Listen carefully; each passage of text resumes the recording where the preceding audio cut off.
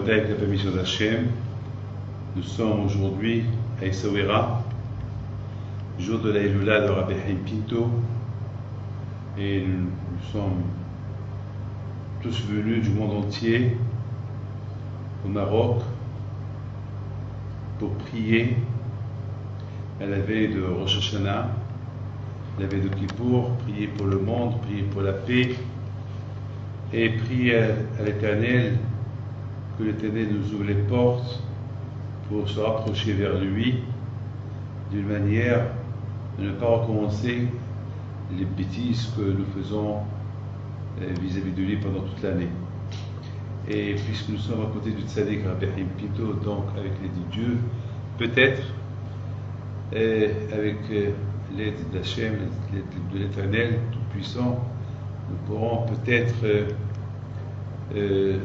adapter notre manière de conduite envers Dieu comme le faisait le Tzaddik lui-même pendant qu'il était vivant. Donc dans la paracha de cette semaine, la paracha Nitzavim, c'est une paracha que nous allons lire le Shabbat. C'est une paracha toujours elle précède la fête de Rosh Hashanah. Et justement, le Zohar HaKadosh, il explique, il dit que le jour de Rosh Hashanah, le jour du Nouvel An, c'est le jour que le monde entier est présent pour le grand jugement. Et là, tout le monde est jugé, les bons, les mauvais, les morts, les vivants, les pauvres, les riches. Et tout ça va se décider le jour de Rosh Hashanah, ce qui va se passer pendant l'année qui va venir. Donc cette année n'était pas très bonne pour le monde, avec le souhait, espérons avec l'aide de Dieu que l'année prochaine sera une très bonne année pour tout le monde entier, si Dieu veut. Donc, dans la paracha de Nitzavim, la Torah nous raconte, elle nous dit, Moshe Rabbeinu dit au peuple, que Atem Nitzavim hayom kolchem, vous êtes tous debout devant Hachem. Et le jour que le monde entier est debout, présent devant Hachem, c'est le jour de Rosh Hashanah, le jour du jugement. Et là, tout le monde est présent. Alors, il y a nos sages qui nous disent que le monde est jugé d'une manière d'un clin d'œil. L'Éternel Dieu Tout-Puissant, il voit le monde entier, il prend les décisions, qui va vivre, qui va mourir, qui va être riche, qui va être pauvre. Tout de suite, la décision est prise. Ou bien, il y a d'autres qui expliquent que le jour de Rosh Hashanah, c'est vrai, tout le monde est debout, mais chacun y passe devant Hachem et chacun il est jugé. Alors maintenant, il faut comprendre, c'est quoi la meilleure solution? Est-ce que lorsqu'on est tous jugés d'un seul coup, ou les uns après les autres? Bien sûr, être jugé d'un seul coup, c'est la meilleure solution, parce que être jugé les uns après les autres, donc ça donne le temps à Dieu de voir chacun et son comportement, et ça risque d'être grave. Lorsque Hachem, l'Éternel, il juge tout le monde d'un seul coup, donc d'un seul coup, le bon Dieu il voit toujours les bons, c'est eux qui attirent son attention, donc Hachem, il fera une faveur au monde entier. Mais, une chose est certaine, que le fait que tout le monde est debout devant Hachem, donc il y a une union. Lorsque le monde est uni, lorsqu'il y a Ahdout, lorsqu'il y a l'union, eh bien, l'union est faite d'une manière que Hachem, l'Éternel, juge tout le monde bien. C'est ce qu'on appelle l'union fait la force. Et combien nous devons prier à Dieu qu'il y ait l'union dans le monde, qu'il y ait le shalom dans le monde entier, les uns vis-à-vis des autres. Comme ça, lorsque l'Éternel voit cette union, alors Hachem il apporte la prospérité pour tout le monde. Étant donné que nous sommes ce soir à la Iloula de Rabbi Haim Pinto, nous allons être là pendant quelques jours à Essaouira. Bien sûr, nous traversons en ces moments-là des moments très difficiles dans le monde, mais grâce à Dieu, ici au Maroc, Baruch Hashem, grâce à Dieu, les choses n'ont jamais changé, parce que ici au Maroc, il y a le respect, les autorités marocaines, que Dieu les protège, ainsi que Sa Majesté le Roi Mohamed VI, que le bon Dieu le glorifie, le protège. Ici au Maroc, grâce à Dieu, Nous sommes comme toujours, nous avons été bien accueillis. Et grâce à Dieu, on sent que notre présence ici, au Maroc, on sent qu'on est bien accueillis, on sent l'union, on sent qu'on est les bienvenus. Donc, c'est une hiloula de Rabbi Haim Pinto qui va se passer, si Dieu veut, dans une bonne atmosphère. Et grâce à Dieu, je pense que, avec l'aide de Dieu, que chaque année, ça soit de mieux en mieux. Ben, ceux qui ne sont pas venus au Maroc parce que, soi-disant, ils avaient peur de venir, ben, ils ont fait une erreur. Donc, avec l'espoir que la prochaine fois, il ne faut pas qu'ils aient peur, il faut qu'ils viennent et il faut qu'ils aient confiance en Dieu et c'est tout. Alors, étant donné que nous sommes à la Hiloula de Rabbi Haim Pinto, je voudrais vous raconter quelques histoires que hier soir nous avons entendues. Hier soir, on était invité à Casablanca chez des gens d'origine d'Essaouira et ils nous ont raconté des histoires. Vous savez que chaque année, j'entends des histoires sur la grandeur de Rabbi Haim Pinto. Et il faut savoir une chose, qu'il y a deux Rabbi Haim Pinto. Il y a Rabbi Haim Pinto d'Essaouira, ici, en ville, et il y a Rabbi Haim Pinto de Casablanca. Rabbi Haim Pinto qui est enterré à Casablanca, c'est le petit-fils de Rabbi Haim Pinto d'Essaouira. Et Rabbi Haim Pinto d'Essaouira, je pense qu'il est décédé il y a à peu près 191 ans.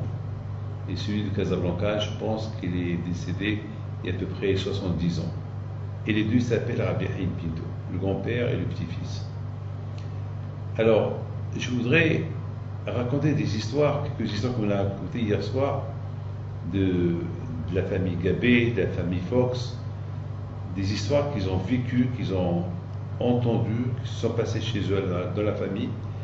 Et je me suis dit, si mon Rabbi Haim Pinto le petit qui est enterré à Casablanca était capable de faire des choses comme ça et qu'il voyait de loin, alors imaginez-vous Rabbi Haim Pinto le grand, ce qu'il pouvait faire. Alors, Madame Gabé, elle nous raconte l'histoire suivante. Qu'une fois, ici à Essaouira, parce que n'oubliez pas que Rabbi Haim Pinto, mon grand-père, celui qui est enterré à Casablanca, il est né à Essaouira. Et 4 ans avant sa mort, peut-être à l'âge de 69 ans, il est parti s'installer à Casablanca. Mais toute sa vie, c'était à Essaouira. Alors à Essaouira, on avait des fours où les Juifs à l'époque, ils prenaient la dafina. La dafina, ça veut dire c'est le repas de Shabbat, le repas chaud. Donc, je me rappelle à mon époque, il y a 55 ans, je me rappelle, au Mellah, on avait 2-3 fours, que là-bas on prenait, aujourd'hui il y a des plaques de Shabbat, à l'époque il n'y avait pas de plaques de Shabbat, à l'époque les gens ils prenaient leur dafina, le four du coin. Il y avait là-bas 40, 50, 60 dafina, et les gens qui prenaient, et le lendemain Shabbat, ils venaient prendre leur marmite chaude. Et voilà, il s'est passé quelque chose. Le Shabbat, le samedi, Rabbi Haim Pinto, après la prière, il sort dehors. Et il y a beaucoup de gens qui m'ont raconté que les gens, ils venaient autour de lui au Mellah, ils vont s'asseoir, ils vont parler un peu de la Torah, un peu des histoires de Tzadikim. Voilà, c'était le moment que les femmes, ils allaient chercher la dafina du four. Et voilà, Rabbi Haim Pinto alav shalom, il voit toutes ces femmes qui sortent, ils étaient une vingtaine de femmes, et Rabbi Haim Pinto, il pointe sur une femme. Il lui dit, toi ma fille, tu viens. Elle vient, elle dit à Rabbi Haim Pinto, oui. Il lui dit, cette dafina, rentre à la maison, je voudrais la voir. Elle avait peur. Il dit, ma fille n'a pas peur, rentre avec moi. Ça, c'est ce que je vous raconte. C'est Madame Gabé qui me l'a raconté. Elle me l'a raconté. Elle m'a dit que sa mère ou son père, ils étaient présents lorsque cette histoire s'est passée. Et voilà, Rabbi Haim Pinto alav shalom, il lui pose une question, il lui dit, tu peux ouvrir la dafina, ma fille? Alors elle ouvre la dafina, il lui dit, mais la viande, elle n'est pas cachère. La viande, c'était, vous avez mis ici la viande, elle n'est pas cachère. Et comment est-ce possible que vous allez donner un repas pas cachère à votre mari et à vos enfants? Et la femme, la pauvre, elle a commencé à pleurer. Elle a dit, ben, je m'excuse, j'avais peur, parce que mon mari hier m'a donné de l'argent, et j'ai perdu l'argent. Et de peur qu'il me frappe, parce qu'il était très dur avec moi, de peur qu'il me frappe, j'ai été acheter n'importe quoi, de la viande, pas cachère, et voilà, je lui ai donné, et je l'ai mis dans la dafina. Par peur, j'ai fait ça, parce que mon mari, il est très, très agressif. Rabbi Hippido al-Bachamé le regarde, et il dit, tu as raison, mais tu sais ma fille, tu allais donner du non cachère à ton mari, à tes enfants. Et comment toi aussi tu allais manger du non cachère? Elle a dit, oui, je sais, Rabbi, c'est par crainte, par peur. Elle a dit, je te comprends, tu as raison, mais appelle-moi ton mari maintenant. Elle a dit, bien Rabbi, j'ai peur qu'il va me crier. Il dit, n'aie pas peur, appelle-le. Elle appelle le mari, vient chez Rabbi Hippido, et là, Rabbi Hippido al Shalom, il lui donne un peu de morale, il lui parle, il lui dit, tu sais combien c'est important de vivre en shalom, de vivre en paix avec ta femme. Voilà. Et le conseil, il n'a pas dit que la dafina n'était pas cachère, mais simplement il lui a parlé de l'importance du shalom et de ne pas créer à la maison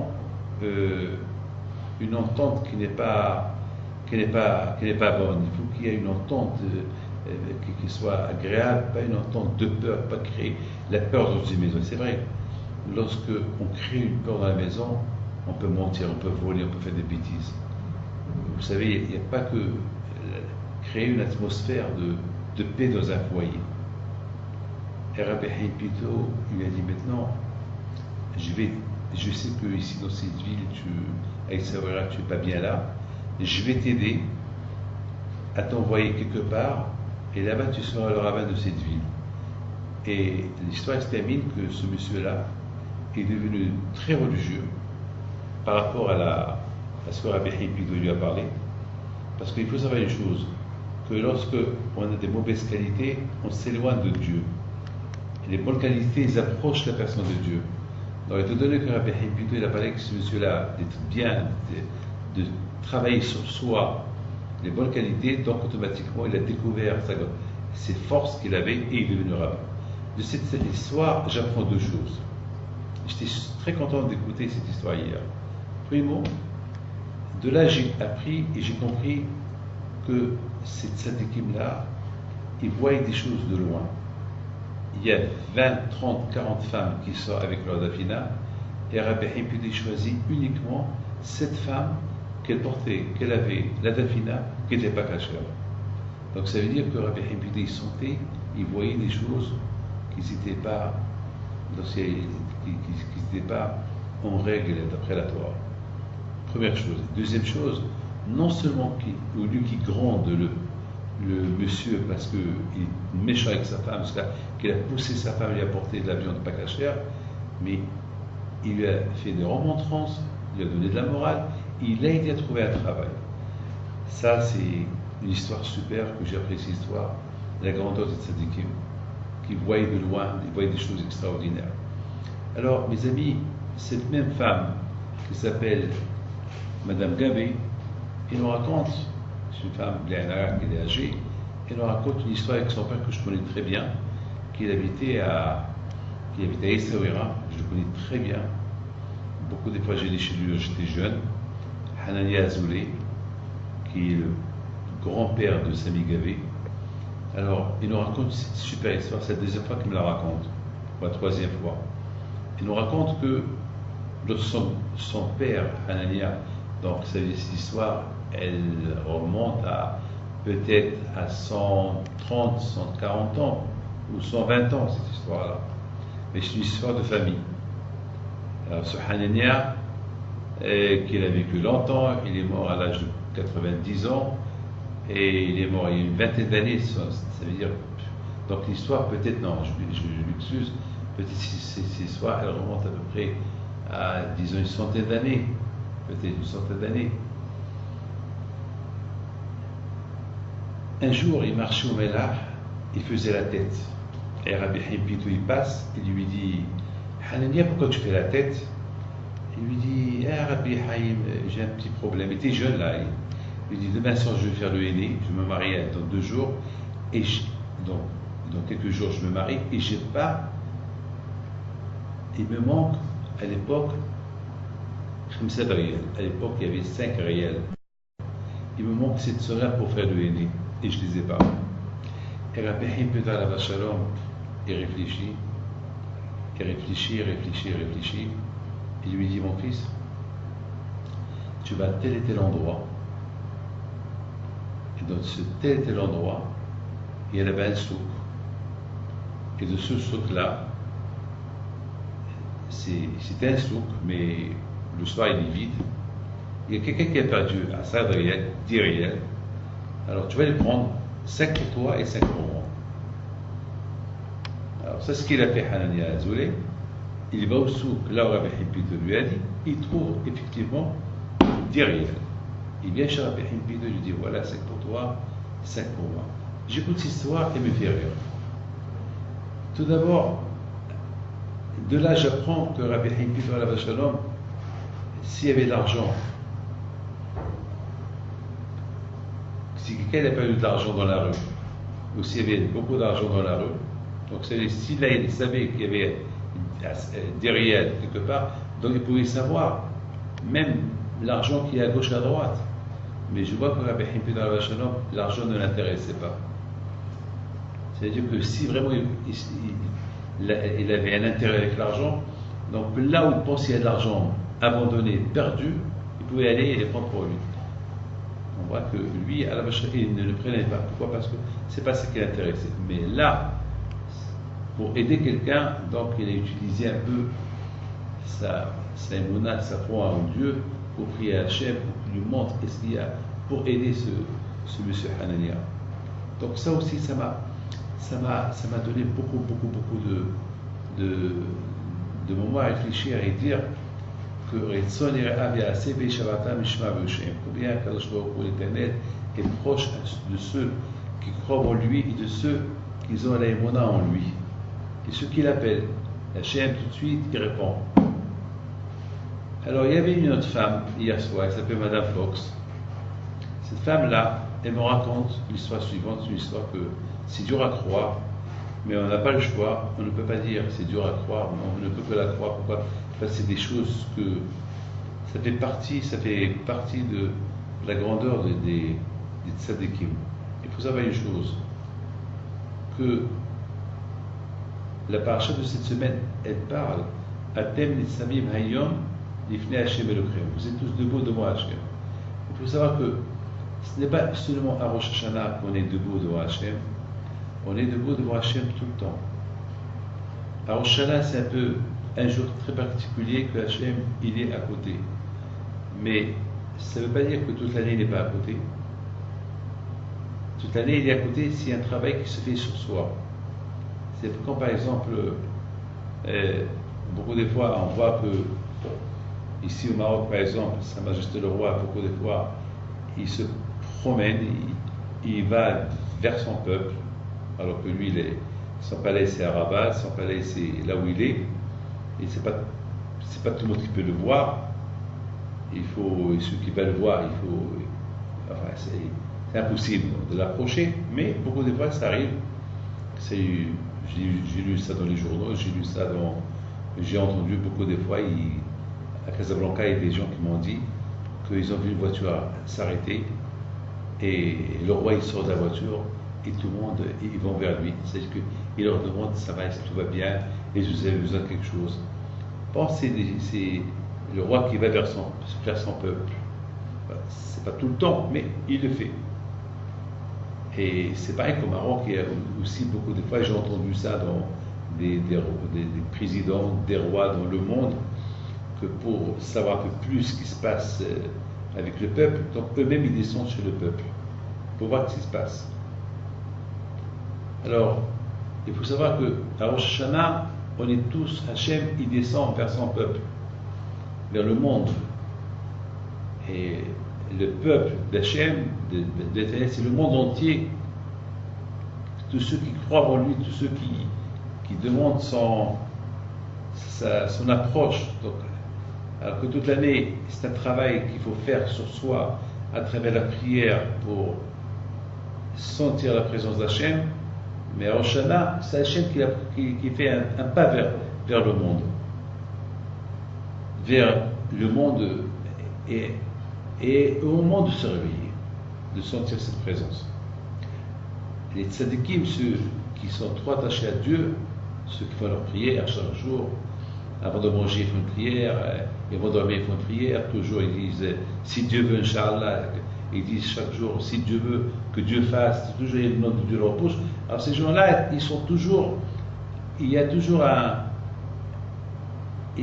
contact avec l'Éternel, tout le temps, Hachem est toujours avec eux. Donc les tzadikim, ceux qui sont les vrais saints, ceux qui sont vraiment.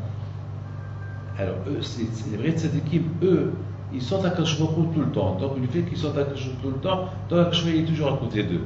Donc le mot Atem Nitzavim Ayim Kolchem, vous êtes tous debout devant Hachem, c'est pas qu'un Rosh Hashanah, c'est pour arriver à ce que la personne soit devant Hachem tout le temps. Et cette histoire que je vous raconte est super, que cette Madame Fox nous a raconté. Il nous a raconté que sa mère et sa sœur, lorsqu'ils étaient jeunes, ça s'est passé à Casablanca. Alors, ils ont vu Rabbi Haïm Pinto, de l'autre côté de la rue. Alors, sa mère, elle traverse, elle va chez Rabbi Haïm Pinto pour qu'il lui donne une bénédiction. Et Rabbi Haïm Pinto lui dit, et c'est qui la petite qui est là-bas, de l'autre trottoir? Il lui dit, eh bien, c'est ma sœur. Je dis, pourquoi elle n'a pas traversé avec toi la rue? Il dit, parce qu'elle est aveugle, elle est née aveugle. Il lui dit, amène-moi que j'ai fait une bénédiction, comme ça, elle va commencer à voir. Elle traverse. Alors, Madame Fox nous raconte que sa mère était jeune, elle traverse la rue, elle fait traverser sa soeur vers Rabbi Haïm Pinto, il lui fait une bracha. Il lui dit, ma fille, ça fait de la peine de te voir aveugle. Que Dieu fasse que tu commences à voir, que si Dieu veut que tu reprends la vue que tu as perdue depuis que tu étais jeune. Et voilà, il s'est passé que quelques jours plus tard, un matin, ma sœur, Madame Fox raconte que ma tante, c'est qui était aveugle, elle voit un chat qui rentre à la maison. Elle dit à sa mère, maman, tu as laissé la porte ouverte, il y a un chat. Alors sa mère lui dit, mais ma fille, comment tu sais qu'il y a un chat? Mais tu ne vois pas. Mais comment tu... Elle dit, ben oui, je vois. Rabbi Haïm Pinto avant-hier, il m'a dit que tu vas commencer à voir, voilà, je vois. Sa mère, elle n'arrivait pas à croire, elle approche vers elle, elle voit que vraiment elle voyait. C'est ce que Madame Fox m'a raconté. Je lui ai posé la question, est-ce que ta tante, c'est qu'elle était aveugle et qu'elle a repris la vue, tu la connais? Mais bien sûr, je la connais, elle est encore vivante, elle est là toujours. Ça, c'est la folie, ça, c'est ce qu'on appelle les tzon yireh ha'aseh ve'et shavatam ishma b'yushem.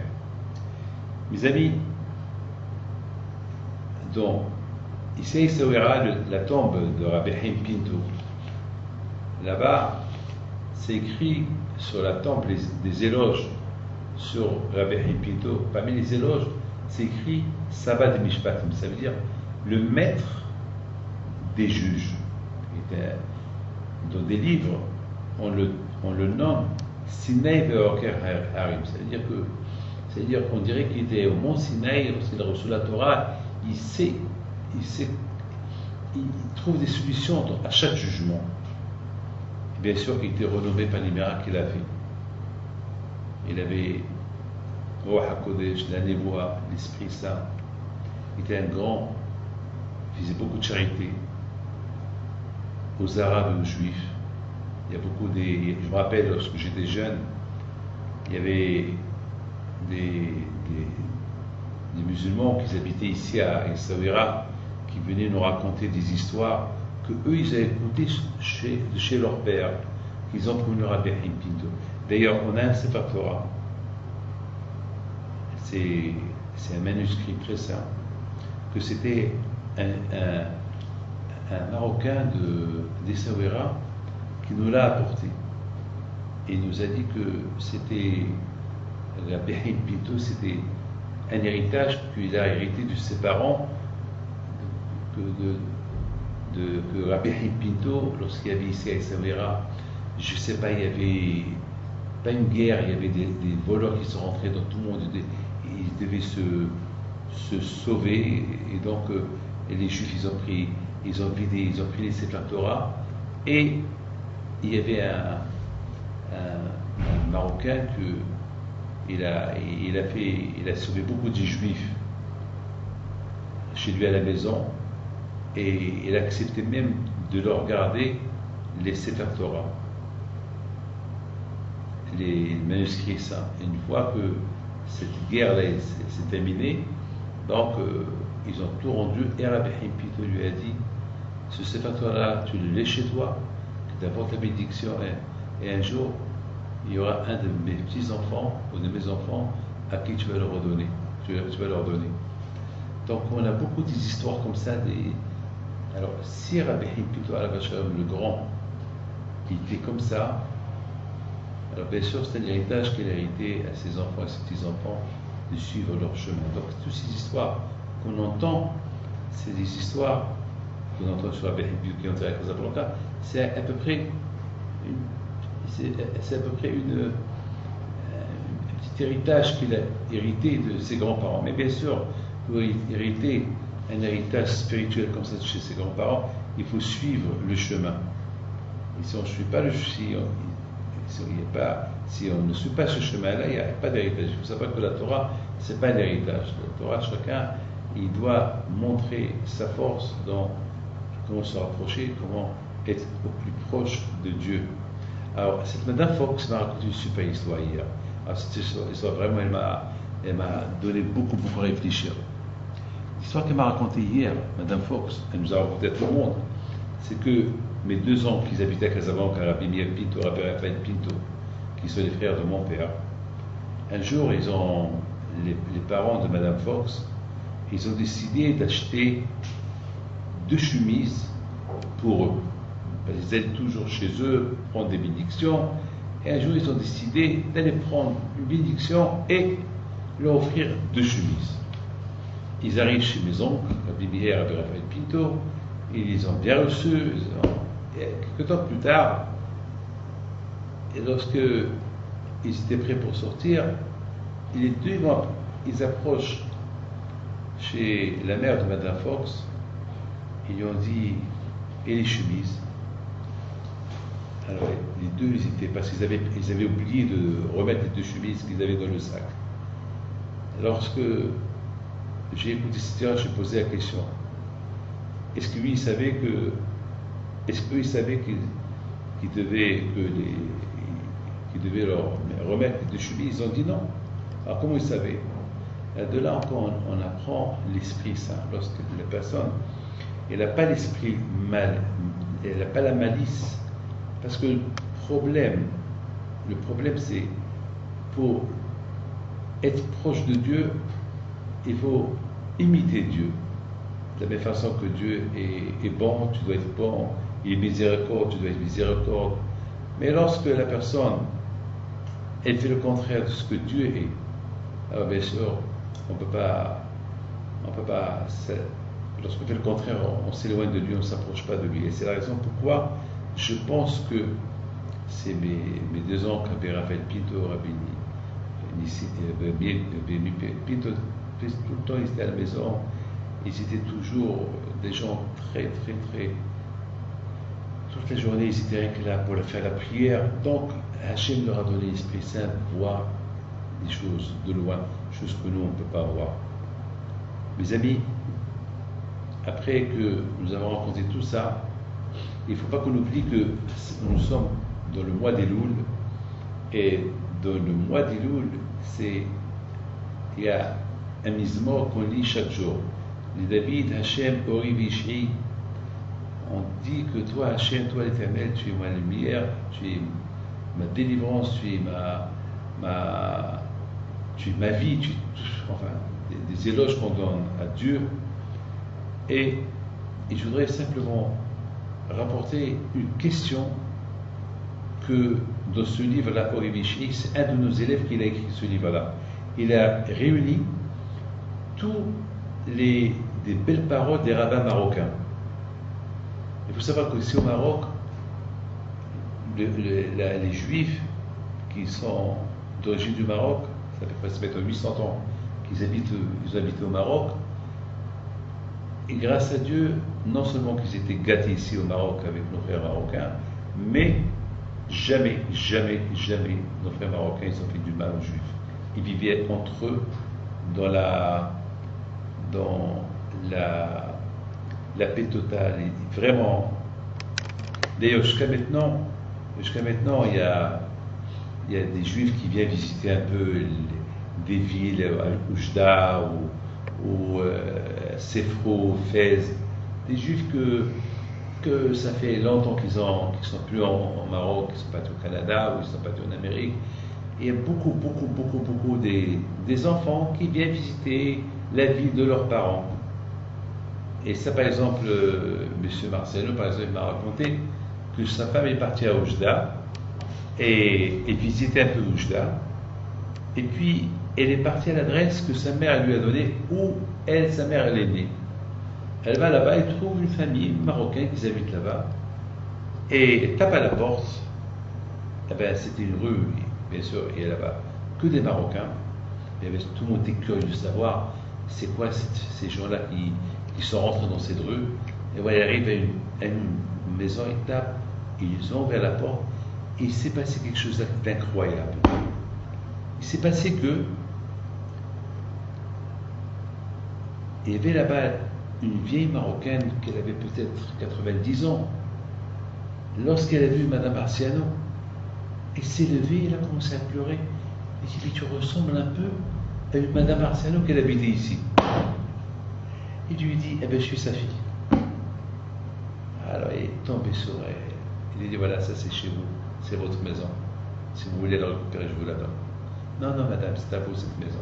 Pour vous dire que il y a il n'y a pas une ville où il n'y avait pas des rabbins. Donc, il y a ce rabbin-là, il écrit un livre qui s'appelle Orivichi, et il a réuni toutes les belles paroles des rabbins. Alors, parmi les belles paroles des rabbins, il y a les paroles d'un rabbin qui s'appelle Rabbi Abraham Koyat. Il est enterré ici à Essaouira. Il était l'élève de Rabbi Pinto le Grand. Alors voilà.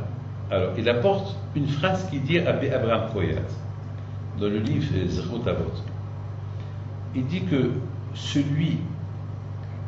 la Gemara, elle dit que celui qui fait des fautes exprès, des fautes graves contre Dieu, et qui fait teshuva, il demande pardon à Dieu pour les fautes qu'il a fait.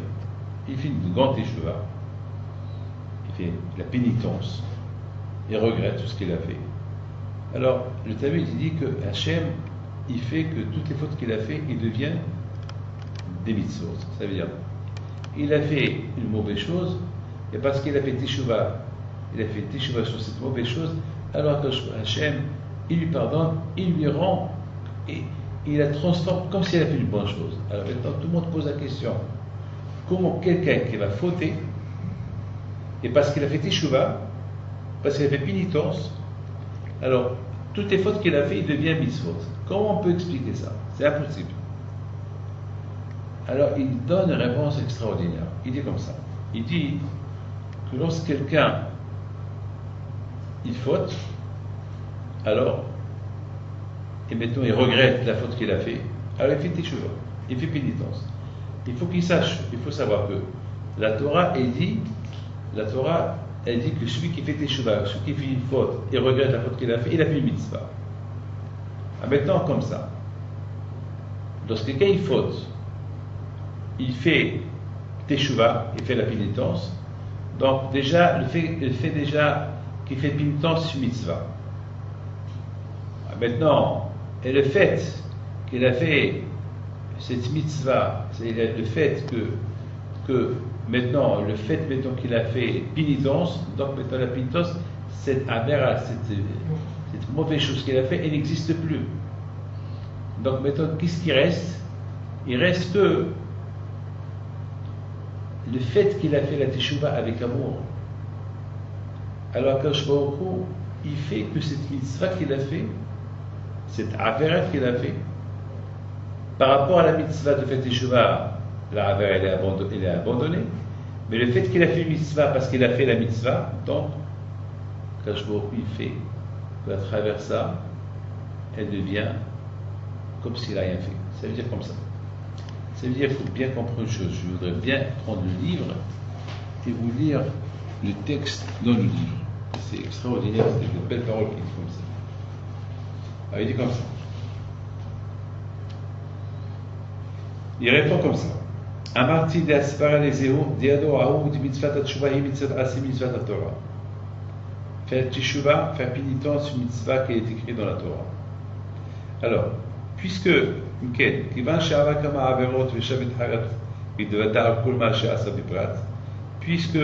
a fait beaucoup de fautes et maintenant il a fait pénitence et regrette surtout pour cette affaire qu'il a fait, alors nimtsa de qui est mitzvah assez mais get pour la verbe, ça veut dire on voit que celui qu'il a fait mitzvah assez, mitzvah assez, puisque mitzvah de faire teshuva, donc il a fait mitzvah contre chaque avera qu'il a fait. Alors maintenant, harid mitzvah averot sha'asa qui est mitzvah qui mitzvah. Par rapport au averot qu'il a fait, maintenant il fait mitzvah l'équivalent de toutes les averot qu'il a fait. Harid mitzvah teshuva sha'asa al kol ahad v'ehad. Par rapport à chaque mitzvah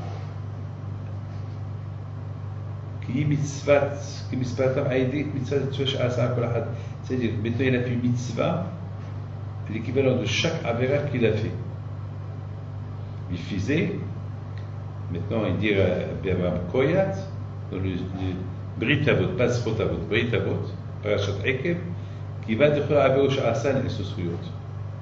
Mais ici tu as Haka qui va dire Avot Sha'asa Ne'esos Riyot. Maintenant pourquoi toutes les mitzvot qu'il a fait, tout aveu qu'il a fait devient zéchuyot?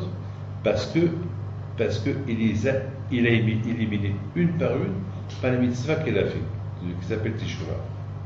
Donc maintenant, puisque c'est que la teshuva, la teshuva, elle a effacé la avera, elle reste la mitzvah.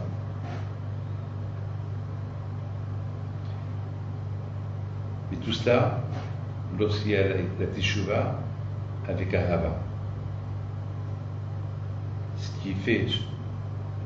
Ce qui fait que la avera qu'il a fait devient mitzvah par rapport à la teshuva qu'il fait avec amour. C'est ça qui la rend sroyot. Ah, mais mes amis, c'est ça le bénéfice du mois d'Elul. Le mois d'Elul, c'est le mois que chacun il peut se rattraper, chacun il peut se rapprocher d'Hachem et que chacun il peut devenir à travers ce mois-là qu'il est au Hachem, il est proche de chacun de nous, de chacun, donc qui prendre conscience et en profiter de faire une bonne teshuva afin que toutes les avérotes que nous avons fait deviennent mitzvot. Et si Dieu veut, le jour de Rosh Hashanah, on peut avoir le zchut d'être debout devant Hachem, propre. Il y a une différence que quelqu'un qui doit être debout devant un roi, il est sale, c'est pas bon, ça va, il n'a pas le choix. Vous savez que un jugement, lorsque quelqu'un doit être jugé, vous savez, on le prend dans l'état où il est, sale ou propre, à la personne pour plaire devant le juge qu'il soit propre. Vous imaginez quelqu'un qui doit être devant un juge, il est sale, il est mal habillé, donc déjà le juge il va dire celui-là s'il s'en fout de moi, donc vraiment de quoi il est accusé, ça ne va pas l'aider. Mais lorsque quand même quelqu'un qu'avant qu'il arrive au jugement il est propre et après il commence à défendre sa cause, plus ou moins le fait qu'il est propre, ça peut un peu l'aider d'alléger son jugement. C'est très important d'apprécier, d'être propre devant le juge. Donc Hachem nous a donné un mois d'Elul pour se préparer, se laver, pour lorsqu'on est devant Hachem pendant le jugement. Alors on se nettoie de nos fautes par la pénitence, la teshuva qu'on fait. Et étant donné il y a la Iloula de Rabbi Him, puis la Iloula du Tzadik, par le mérite du Tzadik, ça aide. Lorsqu'on se connecte, il faut savoir une chose, que lorsqu'on va pèleriner les Tzadikim, lorsqu'on va pèleriner à Rabbi Him plutôt, on prie pas Rabbi Him plutôt, ça c'est de l'idolâtrie, on n'a pas le droit de prier à lui, non. Simplement, on demande à Dieu par rapport à ce Tzadik qui était bien avec toi, par son mérite, que toi Hachem tu nous pardonnes, par son mérite que toi Hachem tu nous donnes, et on demande, mais c'est pas, on va pas dire à prier au Tzadik que lui nous pardonne, lui c'est pas un Dieu, c'est rien du tout. Lui-même il dépend d'Hachem. Il faut bien savoir que un pèlerinage, c'est pas un pèlerinage, il faut bien savoir qu'est-ce qu'on demande. Mais lorsqu'on est devant Hachem, alors lui c'est notre Dieu, de lui on peut dire ce qu'on veut. Donc c'est très important, cette teshuva, sachant le gros loto qu'on peut gagner, que toutes les fautes qu'on a fait exprès, que lorsqu'on vraiment regrette, sous ces fautes qu'on a fait, que ces mitzvot-là deviennent, c'est averot, c'est averot qui devient des mitzvot, combien on doit en profiter pour faire une bonne pénitence. Alors écoutez très bien ce que je vais vous dire. Il faut savoir une chose, et ça c'est quelque chose que le Rambam il dit. Le Rambam il dit que un jugement, comment c'est le jugement? On calcule. C'est-à-dire on voit combien de fautes tu as fait, combien de mitzvot tu as fait, et on calcule. C'est quoi le plus? Si c'est les mauvaises choses sont plus que les bonnes choses, donc que tu préserves, c'est grave. Si les bonnes choses ils sont plus que les mauvaises choses, pas mal. Mais il y a toujours les mauvaises choses qui sont là. Mais je voudrais simplement dire une chose. Imaginez-vous qu'il y a des bonnes choses, mais il y a des mauvaises choses qui sont plus. Alors, vous imaginez, on a dit tout à l'heure, c'est pas bien, parce que c'est comme une balance. Si on met 5 kilos, après on met 10 kilos, alors les 10 kilos, on va voir vraiment la balance que les 10 kilos, ça va descendre, et les 5 kilos, ça va monter. Alors, comment on va faire? Il y a plus de averot, il y a plus de mauvaises choses que des mitzvot. Alors, vraiment, il y a un problème. Alors, la teshuva, lorsqu'un homme fait teshuva, il fait pénitence tout de suite. La pénitence, elle fait que tous ces averot qu'on a fait là, alors ils deviennent les mitzvot, et les averot vont disparaître. On va voir que les mitzvot qui vont venir en surface. Et ça, c'est très beau, ça, d'être devant un tableau de repos avec cette teshuva-là. Alors, bien sûr que le jugement va être bien. Donc, mes amis, par le mérite de Rabbi Him, qu'Hachem vous protège vous tous, il vous donne la santé, bracha, betzlacha, et que ce pèlerinage de cette année, il s'avérera, que Dieu fasse que ça apporte une bénédiction pour le monde entier, si Dieu veut, et que l'Éternel fasse qu'il y aura la paix dans le monde, que c'est la raison pour qu'on est là, dans un moment dur dans le monde, on est venu uniquement pour prier à Hachem, pour que Hachem, toutes mes miséricordes et pitié de son monde, que tout ira bien si Dieu veut, que le monde entier soit et ils auront tous la bénédiction et s'attacher à Hachem. Amen. Que le bon Dieu protège, et monsieur le photographe, que le bon Dieu protège.